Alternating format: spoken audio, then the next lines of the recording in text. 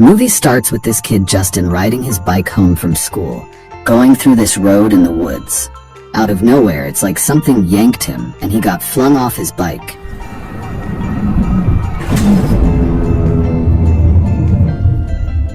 Somewhere else, in a fancy house by the sea, Jackie Harper, a legal advisor, and her husband Greg Harper, a police detective, live with their son Connor, who was about to turn a year older. Jackie was distracted while making breakfast that morning and ended up burning the pancakes. On top of that, she couldn't find her favorite sunflower cup. At home, things were not good between Jackie and her family because she had cheated on her husband. Connor was really mad at his mom and even got into a fight to let out his anger with another student at school. Greg was still trying to keep up the relationship, but he was feeling really hurt and betrayed. Later that morning, Greg got a call and he got so mad that he chucked his phone at the window after the call. That's when he noticed Jackie's cup on the roof and thought Connor must have put it there to spite his mom. There was a cigarette butt in it too. A little while later, Greg and Jackie both got to work. Greg's boss, Lieutenant Davis, assigned him a case about a missing kid named Justin, who disappeared in the woods with his bike. When Greg saw the case, it reminded him of another kid, Michael, who went missing while riding his bike near the city outskirts and was never found. Later, Greg and his partner Spitsky headed to the crime scene, where there were already a bunch of cops and park guards. The police had told the people nearby Justin's description and asked them to share any helpful info. Shortly after, they found a green folding knife nearby, and it instantly jogged Spitsky's memory about a guy named Cole Gordon who did some messed up stuff 15 years ago. Spitsky had worked on that case and figured the person who took Justin and Michael was probably copying Gordon. When Jackie got home, she was shocked to find all her silverware missing and a repairman wrapping up fixing her window. When he was leaving, she asked who let him in, and he said it was their daughter. Jackie was confused because she didn't have a daughter. After he left, she suspected that he was the one who took her silverware. During dinner that night, Connor was so mad at his mom for breaking his dad's heart and ruining their family by cheating on him. Jackie didn't know what to say, so she just let Connor storm off to his room. While Jackie was doing the dishes, the TV in the living room randomly switched on. She tried to turn it off, but it kept turning back on. When Greg got home, Jackie told him about the repairman who had accused someone of stealing her silverware earlier that day. Greg didn't pay much attention to her because he thought it was all just nonsense, and he was too tired to deal with it. When Greg went upstairs, he got a weird feeling, because 2 photos were missing. Then, he spotted a hamster and tried to catch it, but when he reached the closet, someone shut the door. He initially thought it was his son's prank, but then Jackie appeared and opened the door after hearing the banging. Greg asked where Connor was, and Jackie said he had been gone for a while. Suspecting something fishy, Greg searched the whole house, but didn't find anything odd. Then he got into a fight with Jackie about their household issues. As always, Greg crashed in the guest room in the attic, while Jackie, who was feeling upset, tossed and turned all night and watched the ship out at sea from her backyard. The next morning, Jackie heard voices coming from Connor's room and found out he was playing an online game on his computer. After he stopped the game, she grabbed his clothes from under the bed and noticed a frog mask there. Shortly after, Connor came out of the kitchen. Jackie told him she would drive him to school the next day because there was a recent kidnapping in the city. At the same time, Greg was knocked out sleeping when someone yanked his blanket off. When he woke up, he was shocked to find his pants and the mattress all wet and worried he might have peed himself. Later at the cop shop, Lieutenant Davis talked about the kidnapping case, which was the same as the one 15 years ago. The guy they locked up back then, Gordon, was now being questioned again. His lawyer wanted to reopen the case because he thought Gordon was innocent and should be released. But Spitsky said there was too much evidence pointing to Gordon, like the knives and kids' clothes they found at his place. To be sure, Lieutenant Davis told Greg and Spitsky to go talk to the 2 victims who got away from Gordon, Tommy Braun, and Travers. They could confirm he was the guy from the old cases. Afterward, Greg and Spitsky went to Tommy's place, but he freaked out and screamed when he saw them because of the trauma from 15 years ago that messed up his face. Since they couldn't talk to him, Greg and Spitsky decided to go back to the office. At the office, Greg checked out the tape of Spitsky talking to Tommy after Tommy got away from Gordon 15 years ago. Tommy, who was just a kid at the time, said that a man approached him and Travers while they were hanging out by the train tracks. They were both taken to a spot deep in the woods, but Tommy couldn't recall exactly where it was. Somehow, Tommy messed up his own face, leaving permanent damage. He also mentioned that the man's place seemed to vanish and the cops wouldn't be able to track him down. Meanwhile, over at Jackie's place, her ex-boyfriend Todd showed up out of the blue because he missed her a lot. Jackie had to break the news to him that she was done with their relationship and wanted to focus on fixing things with her husband, Greg. Out of nowhere, Todd got hit in the head by Jackie's favorite cup. She rushed him to the basement to patch him up and keep her family from finding out. Since Todd's injury was bad, Jackie promised to take him to the hospital after she dropped her son off at school. But then, Todd's phone rang, and when Jackie checked, she saw that it was Todd calling. When she answered, there was no one on the line. Jackie asked where Todd's phone was, but he was too hurt to respond. Suddenly, Jackie heard the sound of vinyl records coming from upstairs and went to see what was going on. At the same time, Connor, who was getting ready for school, heard a weird noise coming from the attic. When he went to check, there was nobody there. As he came down from the attic, Jackie saw him and thought he was the one who had knocked over Todd with her cup. Later that morning, on the way to drop Connor off at school, Jackie ran into Mrs. Witter, who stopped to ask about her son Justin's case. She was convinced he was still out there somewhere. Jackie felt bad and reassured her that her husband and the police were doing everything they could to find Justin. When Todd got home, he was still feeling out of it because his head was bleeding. He searched the basement to look for some medicine, but then someone attacked him from behind. A little while later, Jackie came home and found Todd dead in a pool of blood. Meanwhile, Greg and Spitsky went back to the scene of the crime, and Spitsky found a fishing line hidden behind some bushes. This made him think that Justin was thrown off his bike by a trap set by the person who kidnapped him. When Greg got back home, Jackie wasted no time in telling him about Todd's body in the basement and filling him in on everything that had gone down. She thought that Connor had lashed out at Todd in a fit of rage, accidentally killing him before heading off to school. She was freaking out, but Greg did his best to calm her down. Then he told her to change her clothes, and they decided to hide Todd's body to protect Connor. That night, the cops and people from the neighborhood searched all around where Justin went missing. At the same time, Greg and Jackie took Todd's body to the woods to bury him. Jackie was still in shock and couldn't stop saying sorry while she cried because everything had happened so suddenly. Meanwhile, Connor was just chilling in his room, playing games, when he heard the washing machine running in the basement. He went to check it out and found all the missing cutlery in there. Then, when he went back to his room, he got a message from someone asking if he knew what frogging meant. Curious, he Googled it and found out it's when someone sneaks into your house and stays there without you knowing. Without Connor realizing it, there was someone in a frog mask spying on him from the door.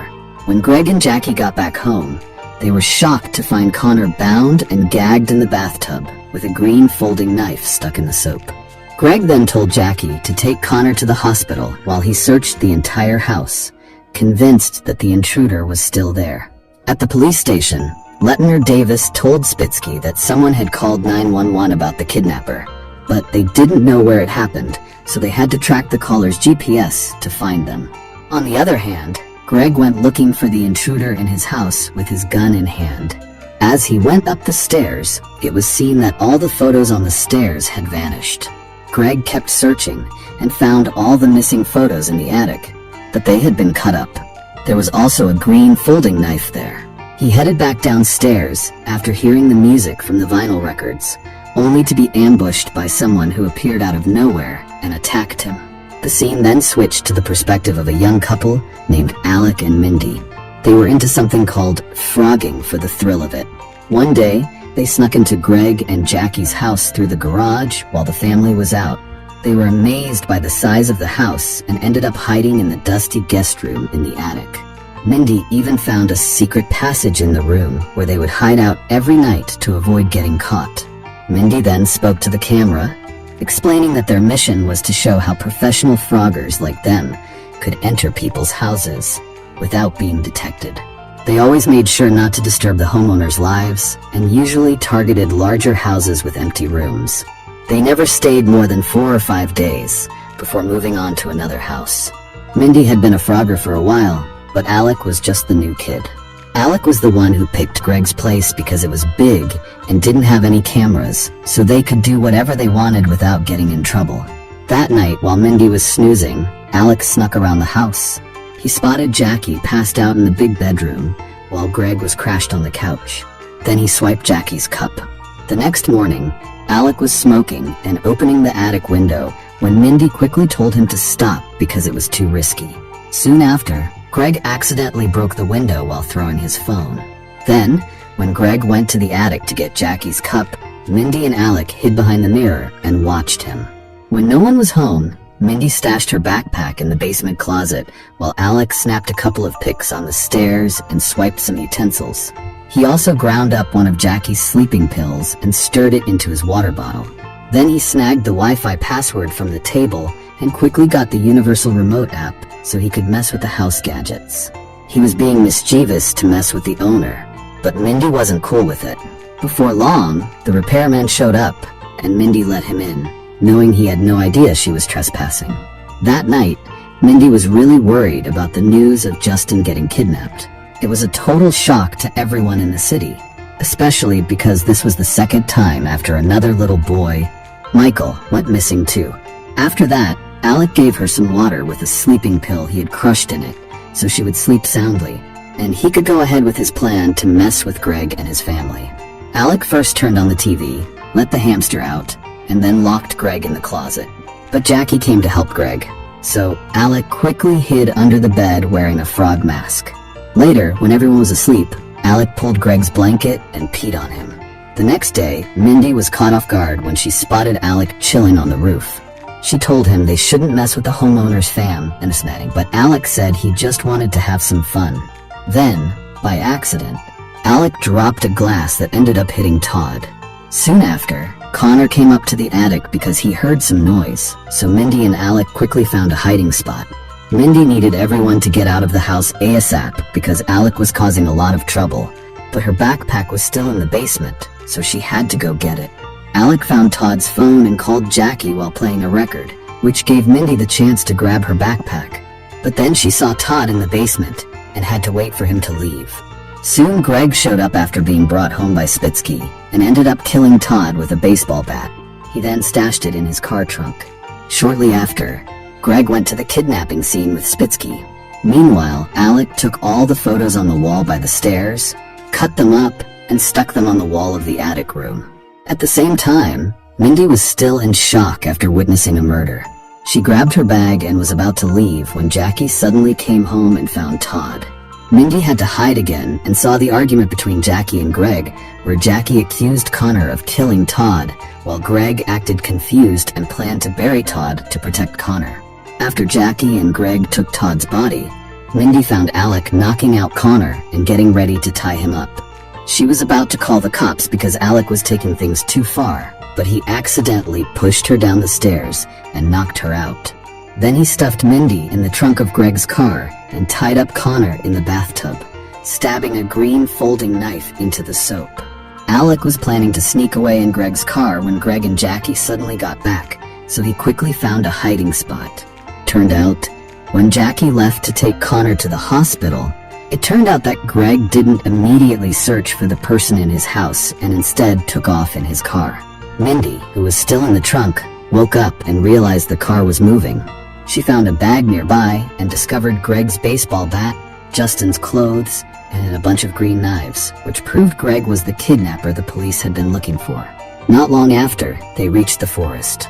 As soon as Greg left, Mindy hopped out of the car and dialed 911 to report that she had found the kidnapper, but she didn't know her location. The call soon got disconnected because of bad reception. Mindy came across a beat-up trailer with a window covered in newspaper so no one could see the light inside. When she went in, she found Justin and Michael stuck in a closet, asking for help because Greg had planned to bury them. But before she could help, Greg appeared, knocked her out, and stuffed her in the trunk. He then found Mindy's camera and realized there was another intruder in his house. When Greg got home later, he took Mindy upstairs and woke her up. Then he shot her. He fired twice at the wall, put the gun in Mindy's hand, wiped his fingerprints, and went after Alec. Alec tricked him with the music from the records and managed to make Greg drop the gun.